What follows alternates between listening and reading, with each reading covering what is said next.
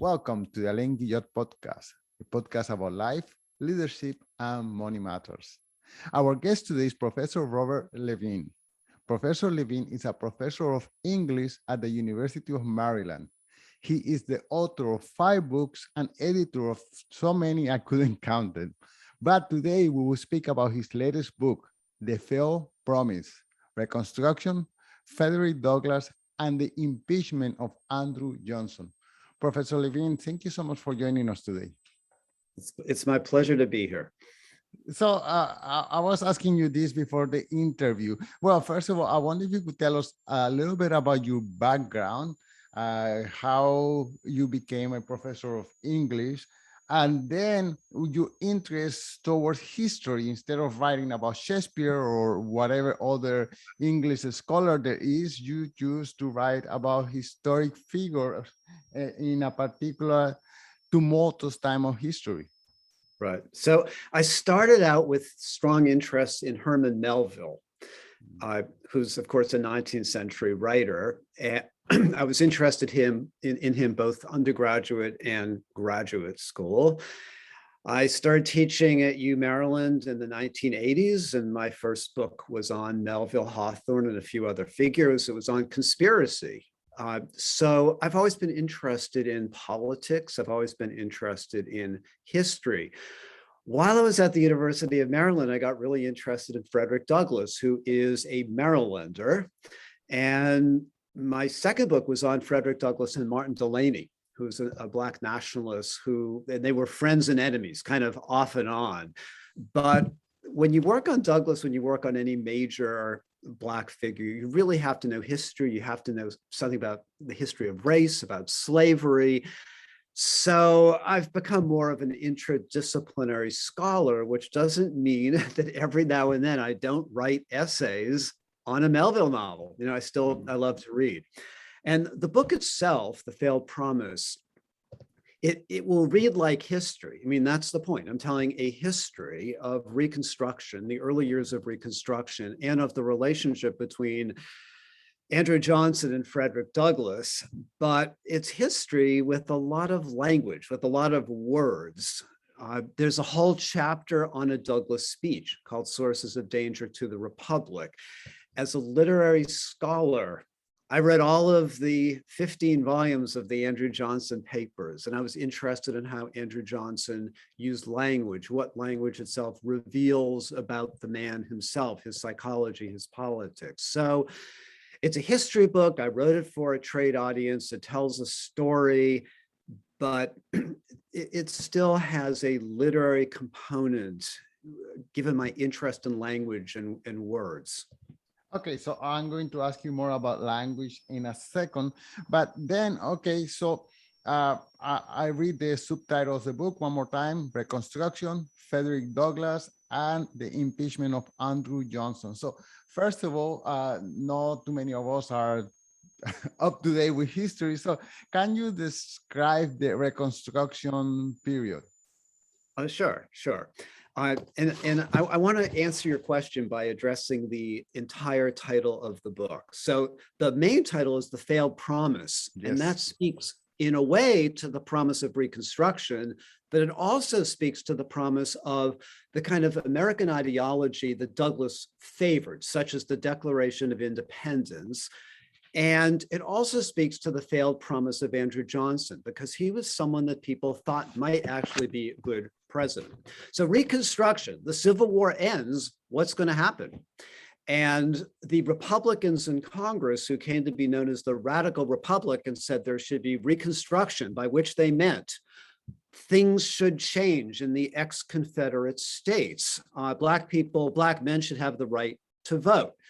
The people who led the country into war should no longer be running the Southern government. So they wanted almost like an occupation. We want something different. We want expanded election rights. We want the Confederates gone, that kind of thing. Andrew Johnson favored restoration. So using that word, I think, brings out what Reconstruction is. Andrew Johnson said, okay, slavery was abolished by the 13th Amendment, Now I just want the southern states restored to the Union, and they can do whatever they want. They can have any leaders they want. They don't have to let Black people vote, et cetera, et cetera. So Reconstruction, as imagined by the radical Republicans, was a radical program of changing the country to make it more democratic. And then if you want to be a little cynical, you could say more like the northern industrial states that they represented. And there was a whole lot of resistance in the South to Reconstruction, and particularly to the very idea that Black people should be part of democratic polity. And of course, Frederick Douglass and other Black leaders were all for Reconstruction, and that is Douglass's primary goal in the years following the Civil War, is to gain for Black people the full rights of citizenship. Okay, one of the things that astonished me about Frederick Douglass is, I will ask you about this, but he was born a slave. And my curiosity or my astonishment is, how does he attain the level of education of and the skill of giving a speech and become this powerhouse of civil rights at this time, and being able to see almost a century into the future in regards to civil rights? Right. So he's astonishing, but a lot of Black people who were formerly enslaved who became free are astonishing as well, because they self-educated themselves. And I don't want to say they did it totally by themselves. There were Black communities, there were Black reading societies. And I think that Frederick Douglass was really educated by his experience as an abolitionist. So he signs up with William Lloyd Garrison in 1841. And this is when he's in his early 20s. And I've looked at some of Douglass's early letters. They aren't beautifully written. I mean, he learned to read and write and give speeches in, you could say, the school of abolitionism. There were also lots of Black conventions. And so Black people got together, free Black people got together, and they were discussing things like education in addition to politics. But yeah, I tell my students, you can educate yourself, and if they're being lazy in class, I could invoke Frederick Douglass. You know, he went off and was reading on his own. He, in his autobiography, his most famous autobiography published in 1845, called The Narrative, he describes how his white owners initially started to help him learn to read and write. Then one of the masters said, no, you can't let a Black person learn to read. And then he says, he learned from tricking the white kids in Baltimore, and they taught him the letters, and they taught him words, and they taught him how to write. Then he started doing a lot of reading, and you can learn a lot by reading. And then he gave a lot of speeches, and he was involved with newspaper writing and editing. So yeah, it's astonishing, but I can give you a whole bunch of other Black people during that time who were freed from or escaped from slavery, and then taught themselves and each other how to read and write and how to do things.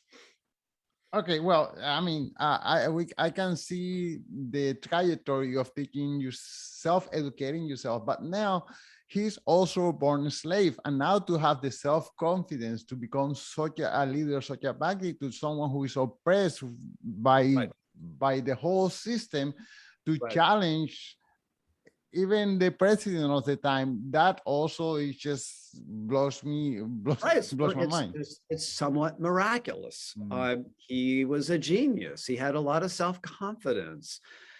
And again, I think he learned a lot of this in his 4 years with William Lloyd Garrison as a speaker. And he became a celebrity speaker. And then, as you probably know, in 1845, when his book was published, The Narrative, he could have been recaptured as a fugitive slave. He went off to England, and he spent 2 years in Great Britain giving speeches and interacting with literary people. And, you know, what an education that must have been. This is, you know, study abroad. And he came back and he opened up his own newspaper and became a writer and editor of the newspaper. And as you say, not only did he meet with Andrew Johnson, which is part of my book, but he met twice. Actually, he met 3 times with Abraham Lincoln. during the Civil War and at the inauguration. I mean, it's extraordinary. Okay, well, in the same vein of extraordinary, I will ask you about Andrew Johnson, but he as well, he didn't have, he was what, self-educated. He didn't have a formal education himself. Right. He was born in the South. So how does that happen to be going from being uneducated to becoming vice president? Right. Maybe it's similarly shocking or surprising or miraculous, whatever you want to say. But he was poor and working class, and he was a tailor starting, I think, around age 10 or 12.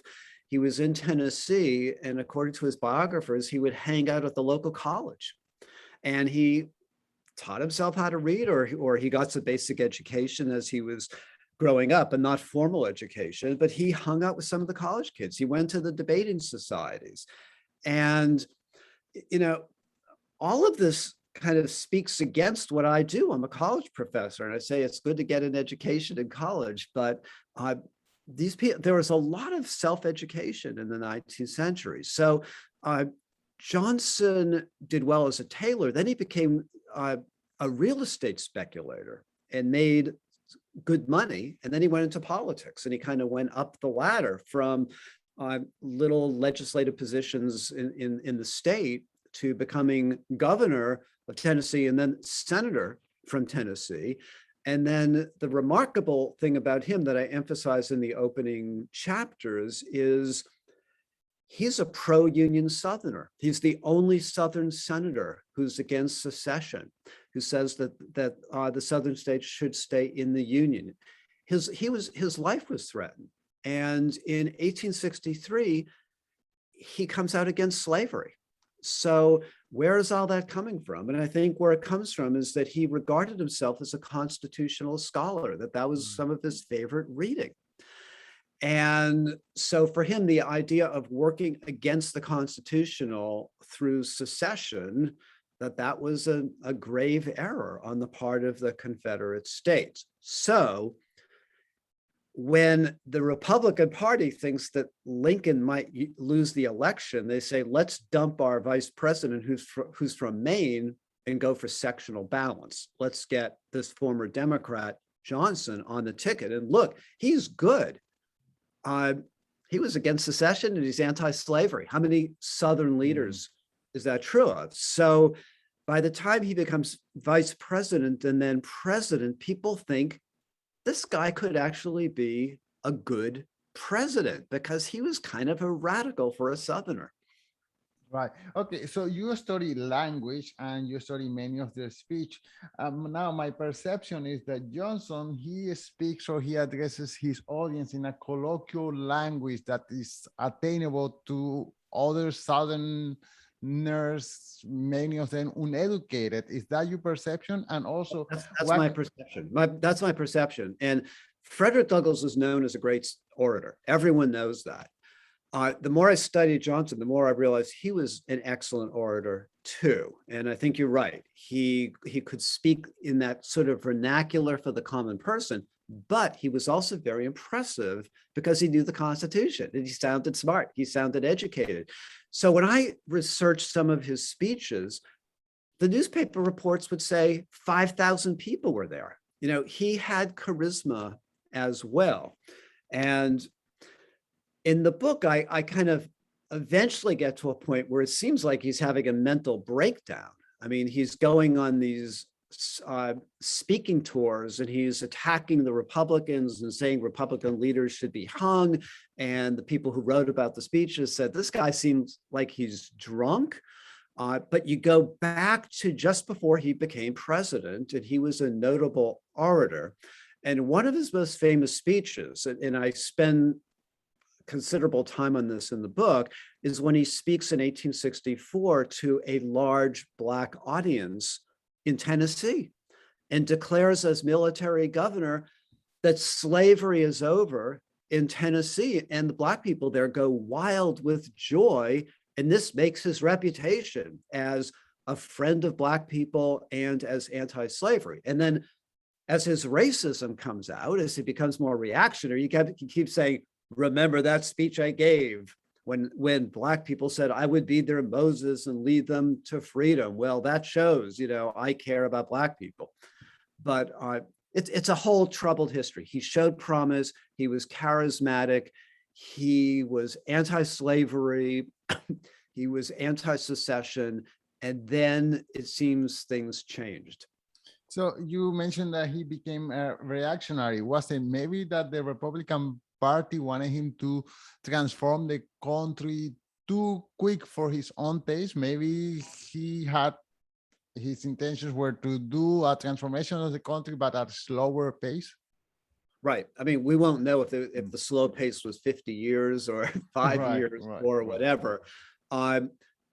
My theory, and I'm kind of working with different historians who are saying similar sorts of things, is deep down he was a Southerner. Deep down he identified with the Southern states. I pushed that a little bit. Once upon a time, he was a working class person who felt that he was scorned by the aristocratic slave owners. And then I speculate, now he kind of liked having power over the aristocratic slave owners. And he liked them coming crawling to him, asking for amnesty. Okay, so I make that argument. Then I make the argument everyone else does. Sure, he gave this celebrated speech about freeing the slaves, but he was a racist and he couldn't get past his racism. And he didn't like the idea of equality for Black people across the board. When he suggestively said, maybe we can allow Blacks to vote, he said, Blacks of property, Blacks of intelligence.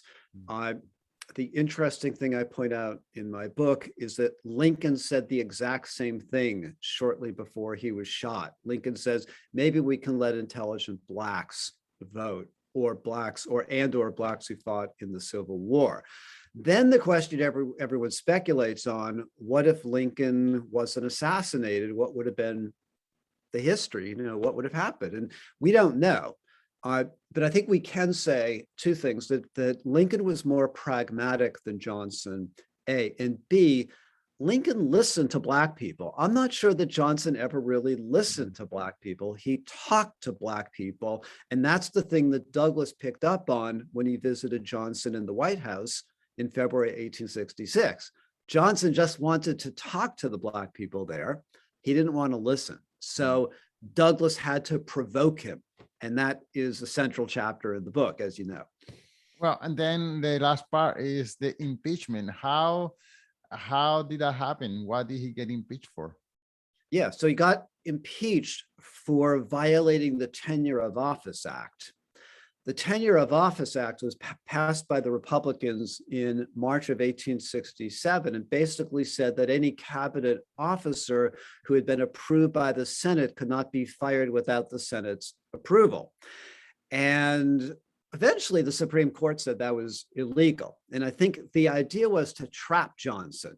How do we impeach this guy in a nation? And this is where I think it's valuable to think about this from a Black perspective, in a nation where most white people are racist, right. Which is what Douglass and other Black people constantly are commenting on. So can you impeach Johnson for not moving quickly on Reconstruction and for not helping Black people? Is that going to get people in New York, white people in New York, excited? And keep in mind, white people in New York, after the Civil War, voted that Blacks could not have suffrage in New York. So obviously it wouldn't get them excited. So the Tenure of Office Act basically said, if Johnson fires a cabinet officer, and he wanted to fire Edward Stanton, the Secretary of War, which he eventually did in February of 1868, if you fire him, you've committed a misdemeanor, crime and misdemeanor, and therefore you can be impeached. So he was impeached. There were 11 articles of impeachment, and basically they all focus on the Tenure of Office Act, that he's not allowed to fire this particular person. So the impeachment proceedings, which I've read in their entirety, they're over 2,000 pages, mostly people talk about how he violated the Tenure of Office Act. They don't talk about how his policies were hurtful to Black people. And I did find some moments where that came up. And then the Chief Justice of the Supreme Court, who's overseeing the impeachments, Salmon Chase, would say, you're out of order. That's not what this is about. Right. It's about violating the Tenure of Office Act. So I focus on how people like Frederick Douglass and his son, Charles Douglass, who actually attended one day of the trial and wanted Frederick to attend with him, but his father decided not to because I think he didn't want to call attention to himself. That particular day, yeah, there was some discussion about how Johnson's policies hurt Black people, but mostly the thousands of pages of transcripts that we have show that Johnson was being impeached for violating a white man, violating the rights of a white man. But so maybe that was a way to get Johnson for other things, a pragmatic way to do it. Okay, go ahead. So this was, in fact, a booby trap to either work with someone who was working against his policies or fire him. And when he fires Stratton, which I think Secretary of War at that time, then yes. he was impeached. Right. Yeah, I agree with that it's a trap. They were finding different ways that they could impeach him without having to raise moral, ethical issues about how he is treating Reconstruction or how he's treating Black people. In fact, one of the articles mentions that Andrew Johnson had cruel things to say about Republican leaders, but it nowhere says anything about his cruelty and the cruel policies towards Black people. So what I try to convey in the book is the incredible excitement and happiness that the Republicans feel when he attempts to fire Stanton. And at the same time, I try to convey the disillusionment felt by Frederick Douglass, Philip Bell, Charles Douglass, and other Black people who are thinking, this isn't what the impeachment should be all about. Right. Do you find certain parallels between Andrew Johnson and certain ex-president, one-term president who was also impeached and who was also considered a racist? That's an interesting question. And I would say that the reason I wrote the book is that I was interested in impeachment as I was writing the book. Why was I interested in impeachment? You can speculate about that. I've read 2 reviews in conservative journals that say this book has a bias against Trump. In fact, I don't use his name in the book at all. But I had Trump in mind. I had impeachment, there were 2 impeachments of Trump in mind. And the really interesting thing that has happened with this book is that the early reviews comment not on that parallel. And I mentioned Trump not by name, only in the final 2 pages of the book. What people are struck by is that the book is about voting rights and suddenly seems relevant at a moment when voting rights are being taken from Black people in Georgia and Texas and other places. So in a weird sort of way, the Republican Party gave a second or different life to this book. So it's about impeachment. It's about the dangers of a bad man being president. And that's central to Douglass's most famous speech about Andrew Johnson, Sources of Danger to the Republic, where he says, there aren't enough constitutional checks on the presidency. But Douglass, from the moment I introduce him until the very final pages in the book, is working for Black voting rights. And one of his famous statements, quotes, he says, this is right at the beginning of Reconstruction. He says, slavery is not abolished until the Black man has the ballot. So yeah, there is no slavery. William Lloyd Garrison says, we don't need the American Anti-Slavery Society any longer. And Douglass says, no, there still are large problems. So virtually every chapter deals with issues of voting rights, and people right now are thinking about voting rights. And so the failed promise in my title is speaking to right now, that it's still hard for Black people to vote in this country. So history continues repeating itself, or at least rhyming. Yeah, exactly. Yeah. Well, Professor Levine, this has been an amazing conversation. I wonder if you could tell us one more time. We have mentioned the title of the book several times already, but can you mention it one more time? And where can the listeners follow the work that you do? Okay, so it's The Failed Promise. And I really like the title, The Failed Promise. And I have to say that the initial title was The Failed Promise of Reconstruction. And my editor in Norton said, no, it should be The Failed Promise. It's more evocative. And she's right, because now it's about Johnson and everything. So The Failed Promise, Reconstruction, Frederick Douglass, and the Impeachment of Andrew Johnson. It's the first book to tell the complete full story of the relationship between Frederick Douglass and Andrew Johnson. It's published by W.W. Norton. It is very inexpensive. And I have a website, an author's website that you can easily find. If you just Google the title of the book and my name, but it's go.umd.edu/Robert S. Levine. It lists all of my podcasts and interviews and recent publications and things like that. And I've never had an author website before, so it's kind of fun to play with. Thank you so much for your time, and for the listeners, all the links will be in the show notes. Thank you. Oh, great. Thank you again. Okay, thanks for your good questions. Take care. Bye-bye.